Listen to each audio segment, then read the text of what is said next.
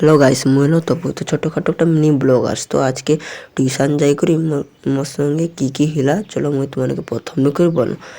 বাইরে সাইকেলকে রাখি করি ওখানে আমনে ঢুকি পড়লি রুমের দিকে। তো ওখানে জুতা খুলি করি রুমের দিকে যাইটি গুটি গুটি পায়ে।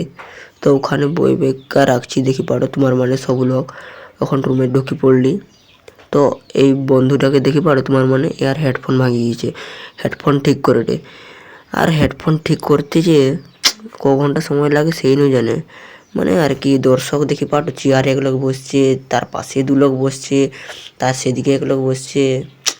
এমন ঠিক করে দিয়েছে তাকে খিদা পাই গেল জানো তো। তারপরে আর কি তার জন্য একটা নিয়ে চালিয়েছিলি খাবার। তো আজকে তার জন্মদিন, সেলিব্রিটি তোকে করতেই হবে, মানে জন্মদিন পালন করতেই হবে। তোমার মানে তো সব লোক বুঝি পারো গাইস। এখন তোমরা দেখতে পাও এখন কেক কাটা চলছে, তো তোমরা দেখতে থাকো কেক কাটাটা। জন্মদিন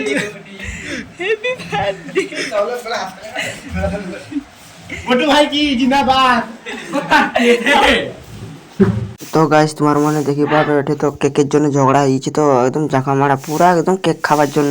তো গাইস ঝগড়া তো হবে কেন না, যার জন্মদিন সে যদি না কেক পাই তেন ঝগড়া কেন হবে না বলো দেখি। তারপরে সে ঝগড়া লাগতেই আছে।